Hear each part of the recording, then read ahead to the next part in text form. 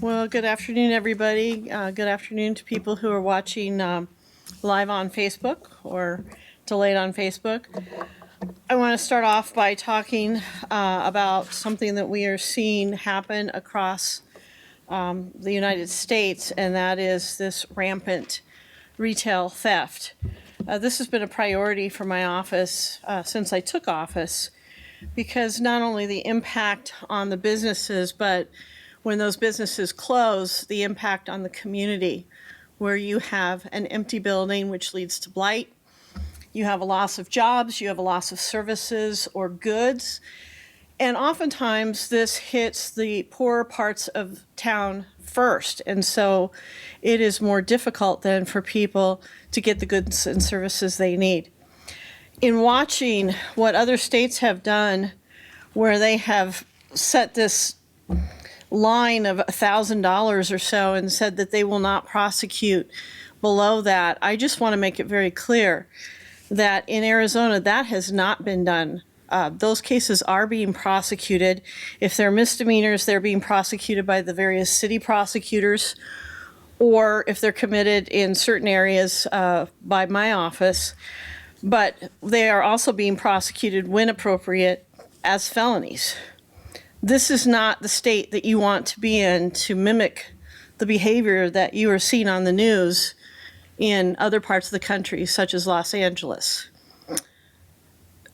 We saw coverage, your various agencies covered a story this weekend of an individual who went into a jewelry store in Old Town Scottsdale and was actually stopped by citizens coming out.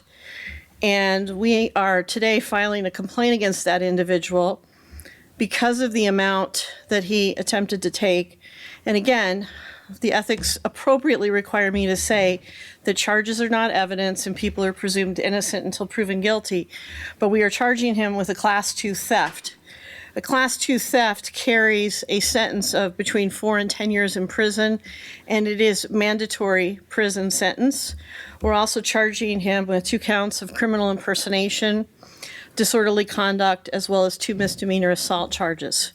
So this is serious. We take it very, very seriously. And again, this is not the state, and it's certainly not the county you want to be in to commit these types of offenses. And with that, I will take your questions.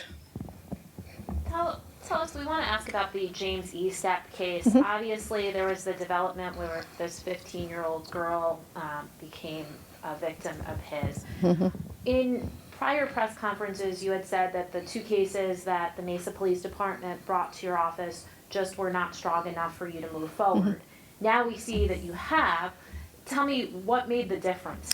Well, as you know, in the past press conferences, I was not just saying that they weren't strong enough. What I was saying was that my office was actively working with the police to make sure that they became strong enough that we could file them.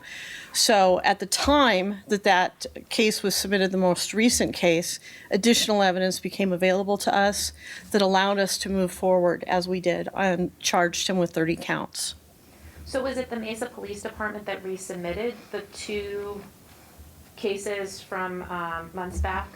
Yes, they submitted some additional information along with that. Tell me, there are going to be some in the community that feel like if your office had moved faster, maybe this 15-year-old girl wouldn't have gone through the ordeal that she did. What's your response to that? You know, my response is this. It is tragic what Mr. Estep did to this 15-year-old girl. Again, charges are not evidence, and people are presumed innocent until proven guilty. The ethics require me to say that, as I have said earlier, appropriately. But the bottom line is this. Nothing can cause me to deviate from the ethical requirements and the legal requirements that I have the evidence up front before I file a case. As your station well knows, when I took office, this office was under attack for filing charges when the evidence hadn't been reviewed and the case, was questionable in some situations. I made a promise that that was not going to happen here.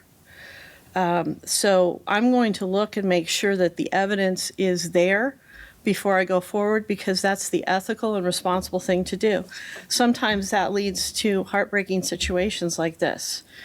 But what I can assure the community is this, that there is nobody that has spent more of their career that you can point to in this state than myself in protecting the women and children of Maricopa County. I spent 25 of my 30 years, and that continues to be a big part of my heartbeat. And if we could make a case, we will make a case. And I had the chance to speak with an advocate who was critical and saying that you were more concerned about ensuring that you had the conviction versus, getting somebody violent off the streets. Is this an advocate who's a lawyer, or is this just an advocate who is not a lawyer? I would say not a lawyer. So this is not a lawyer commenting on the legal appropriateness of this.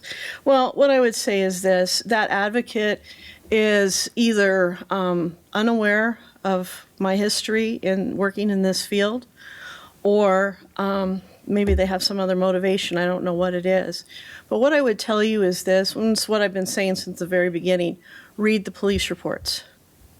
Not just the Form 4 with the probable cause summary. Read the police reports that we were looking at and trying to shore up.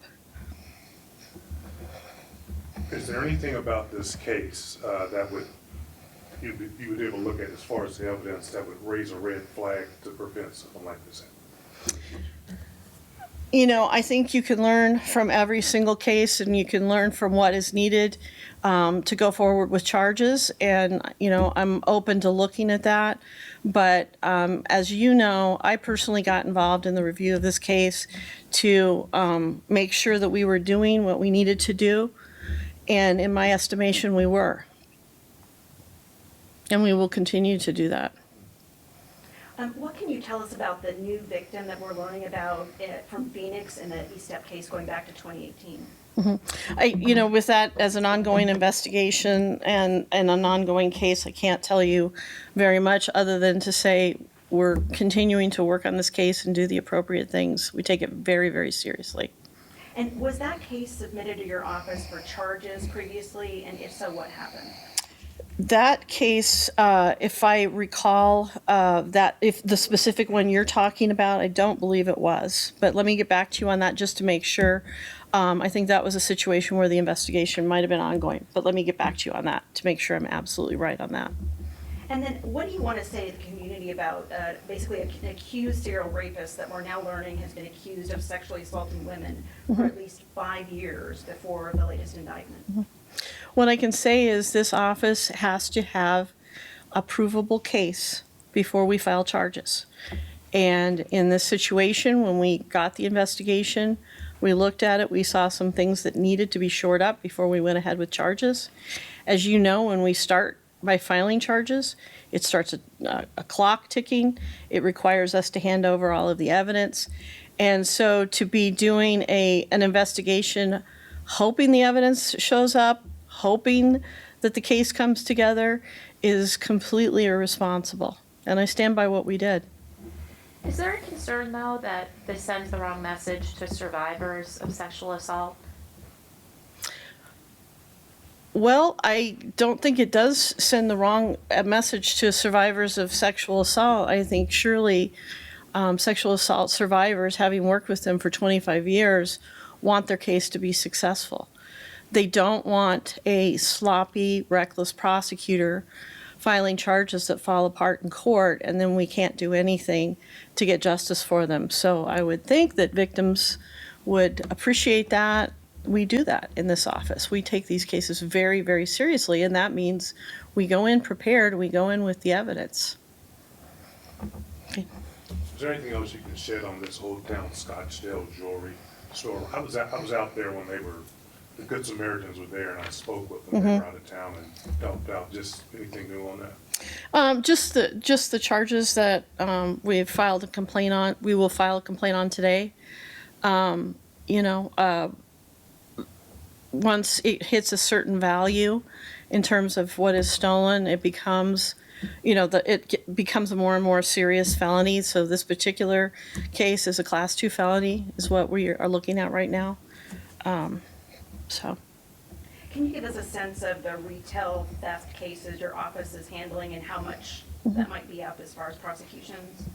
Yeah, well, we can get you some more specific numbers, but what I can tell you is this: when I took office, in looking at what we were doing, I felt like our specialized retail theft prosecutors were limited to too high of a dollar amount before they could become involved. Because as we know, a lot of these individuals hit, place after place after place, and it's not any one particular theft like this case is, but it's accumulation of thefts. And so one of the first things I did was I lowered that value so that they could get involved earlier. Second thing I did was I made a task force within our office so that they could work with the Arizona Retailers Association, which I met with and continue to have contact with. And we are looking at ways to make sure that this does not become like Los Angeles. This is my hometown. And I do not want to see Maricopa County or Phoenix or surrounding areas turn into the hellscape that is Los Angeles. And so I can't really talk about specifics, but I can tell you that we are absolutely looking at plans and how we can reduce this. And regarding the Rodney Aviles case, when it comes to releasing him, after looking at the case law, there was a lawyer that weighed in and said, all it would require is for Maricopa to ask a judge for permission to reinstate the charges. Have you asked for that to be done? It's amazing. When I started here, we were 20% down in attorneys, and we were able to get the staffing shortages way, way, way down by recruiting people, and yet there remain all these people that want to be prosecutors out in the community. Go on our website. We'd be happy to hire that person. But here's what I would say. There is case law that has come down earlier this year, 2 cases, and there's actually a 3rd case as well, that say that we have to go to a judge with evidence. And that's the key word here, evidence, that this person is now competent. We're not talking about whether he's dangerous. We're not talking about whether what he did was horrendous. We're talking about whether he's competent. And there is no evidence, none, that we have that would show that this person has regained competence. That's a different standard, and that is what we must show. That sounds like you're not going forward then with that. If we get evidence, I'll go forward. Anything new about the Lori Vallow situation? The latest on Lori Vallow is that Governor Hobbs, to her credit, very quickly got to the warrant for extradition. She signed it. It went up to the Idaho governor. We're waiting for Idaho to act at this point. I've been watching some of the information coming in on that. I know that they've talked about how she's going to file an appeal.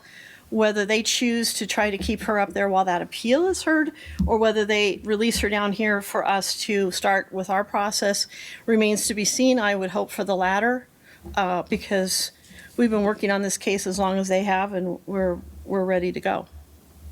I wanted to also ask about the sexual assault kit backlog with Phoenix Police. We had learned last week that most of the large police agencies in the state are using TrackKit to track those kits. Phoenix Police has a system of their own. I'm wondering, in terms of your prosecutions, have you found that getting information on those sexual assault kits from Phoenix Police has been a little bit more challenging, or the information has been delayed in any way because they're not using that state program? No, the thing is that there are different labs throughout the state. Phoenix PD has its own crime lab, as do Scottsdale and Mesa. And then, of course, DPS has the crime lab that services the rest of the state, except for Tucson. And so we have very good working relationship with Phoenix. I know that they're taking that seriously. But that is one thing I do, and thank you for asking that, I do want to clear up. There has been there's some statements levied against this office about a backlog of rape kits. This office does not have and never has had a backlog of rape kits. for the simple reason that we don't have rape kits. We're not an investigative agency, we're a prosecution agency.